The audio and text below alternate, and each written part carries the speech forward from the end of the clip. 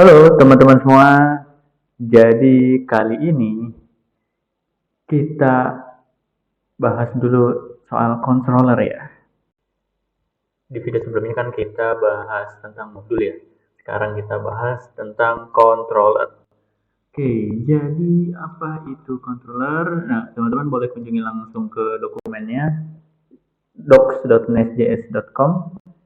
Pilih si controller ya. Nah, jadi controller itu biasanya digunakan untuk request dari si kliennya.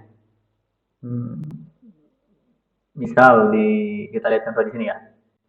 Jadi ada klien minta data ke controller. Nah, jadi si controller itu yang mengatur request dari si klien. Pas si klien minta request, itu dia ngasih tahu ke server ada request nih dari klien. Baru dia nyari datanya, request yang mana nih. Kalau udah ketemu, kirim balik ke controller, baru ke si kliennya.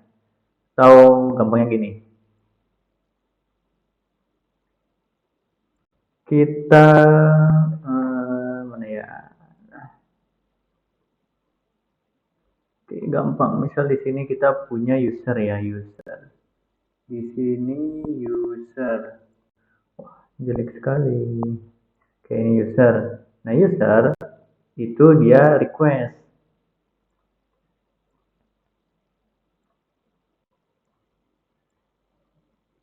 Dia nge-request ke si yang namanya controller.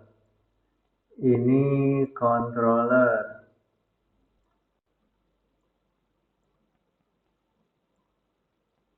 Controller.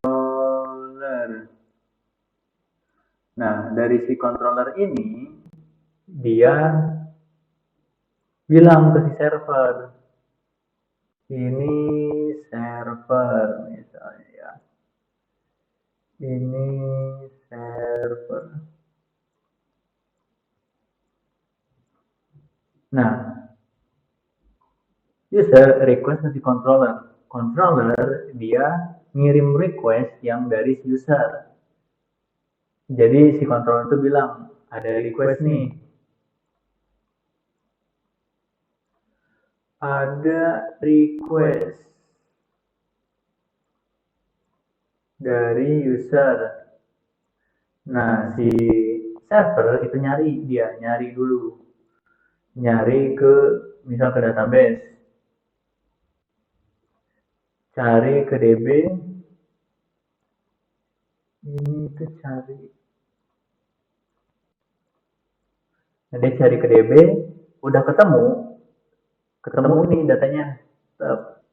Si server balikin lagi ke controller.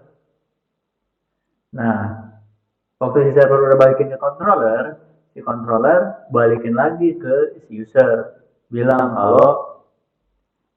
kalau datanya ada, dia ngasih tahu data ada.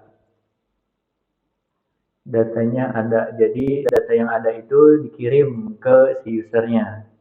Itu untuk controller. Oke, lebih jelasnya nanti pas ngoding baru ketahuan nih gimana jelasnya. Oke, terima kasih teman-teman yang sudah menonton. Kita lanjut di next video.